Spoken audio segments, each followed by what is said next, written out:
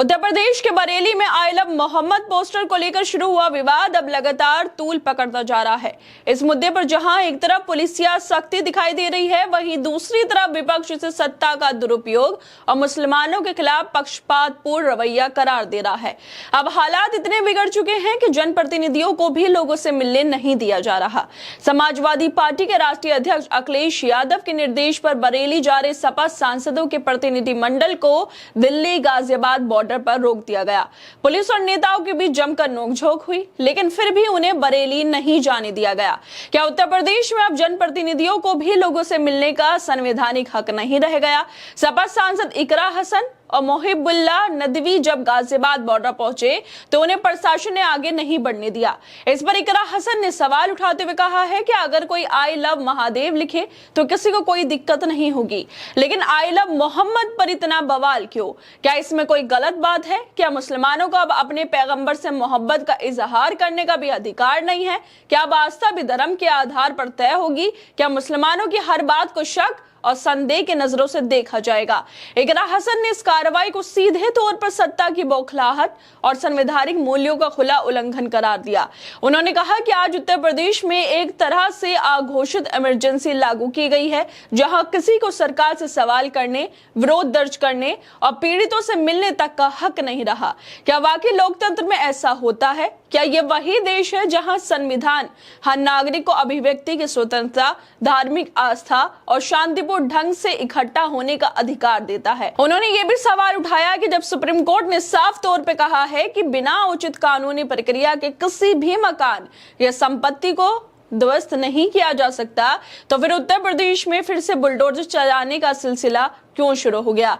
क्या योगी सरकार supreme court से ऊपर है? क्या उनके लिए कानून और संविधान की कोई अहमियत नहीं रही? ये सवाल अब सिर्फ विपक्ष का नहीं रह गया, बल्कि हर उस नागरिक का बन गया है जो इस देश के लोकतांत्रिक और न्यायिक व्यवस्था में विश्वास करता है। उत्तर प्रदेश में जिस तरह से आई लव मोहम्मद पोस्टर को लेकर कार्रवाई की जा रही है, उससे साफ दिखता है कि राज्य की सत्ता एक खास समुदाय को लगातार निशाना बना रही है। बरेली और कानपुर की घटनाओं में सिर्फ मुसलमानों को ही क्यों टारगेट किया गया? क्या यही सबका साथ सबका विकास है जिसका दावा केंद्र सरकार करती है? कि मुसलमानों से जुड़ी हर धार्मिक या सामाजिक गतिविधि को कानून व्यवस्था का बहाना बनाकर रोका जा रहा है?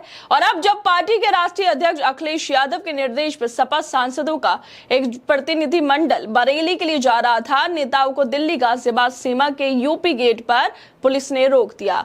इस दौरान सपा सांसदों की पुलिस के साथ तीखी नोकझोंक भी हो गई। सपा नेताओं ने इसे भाजपा का डर करार दिया। 1 घंटे के हाई वोल्टेज ड्रामा के बाद प्रतिनिधिमंडल वहां से वापस दिल्ली लौट गया। इसी बीच इकरा हसन की एक वीडियो वायरल हो रही है, जिसमें वो सीधे तौर पर योगी आदित्यनाथ पर सवाल उठाते हुए कहती हैं कि कल को कोई आई लव महादेव या कुछ और लिखेगा तो किसी को कोई दिक्कत नहीं होगी। तो आई लव मोहम्मद पर ऐसी कौन सी गलत चीज लिख दी गई जिससे इनको आपत्ति होने लगी है? यह सत्ता का दुरुपयोग है, हमारे संवैधानिक मूल्यों का हनन है और एक अनडिक्लेयर्ड इमरजेंसी उत्तर प्रदेश में देखने को मिल रही है। हमारे इन नेताओं से गुजारिश है कि हमारे साथ चलें, हमें कोई आपत्ति नहीं। मतलब वो बीजेपी के नेताओं को कह रही हैं कि हमारे साथ चल सकते हैं, कोई भी आपत्ति नहीं है।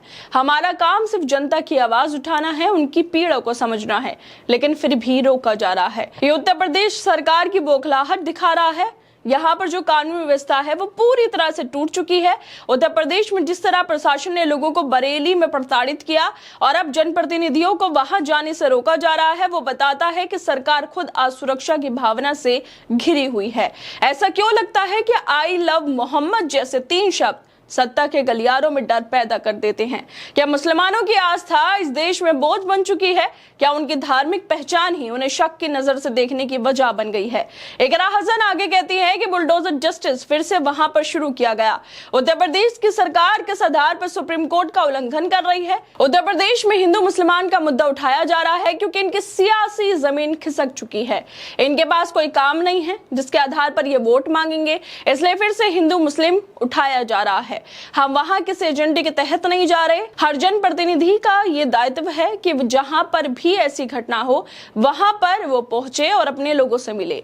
ये अधिकार हमें संविधान देता है। हम उजागर करेंगे कि बरेली में क्या क्या घटना घटी, किस तरह से प्रशासन ने लोगों को प्रताड़ित किया है, क्या प्रशासन की कोई मोरल एथिक रिस्पॉन्सिबिलिटी नहीं होती, क्या इन लोगों ने संविधान नहीं पढ़ा, क्या इन लोगों ने कानून की किताबें नहीं पढ़ी, सिर्फ सत्ता का हुक्म मानने की ही इनकी जिम्मेदारी बची है। सबसे बड़ा सवाल यही है कि आखिर क्यों बार बार मुसलमानों को ही टारगेट किया जा रहा है, क्यों उनकी हर बात को देश विरोधी या सांप्रदायिक रंग देने की कोशिश की जा रही है।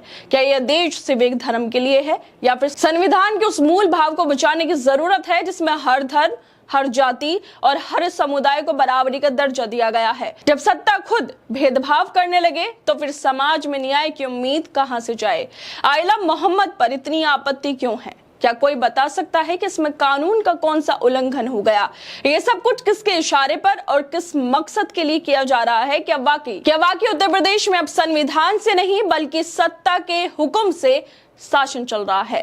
खैर दोस्तों, आप लोगों को क्या लगता है इस वीडियो को लेकर? हमें अपनी राय जरूर दें। बाकी तमाम खबरों को देखने के लिए जुड़े रहिए हमारे साथ।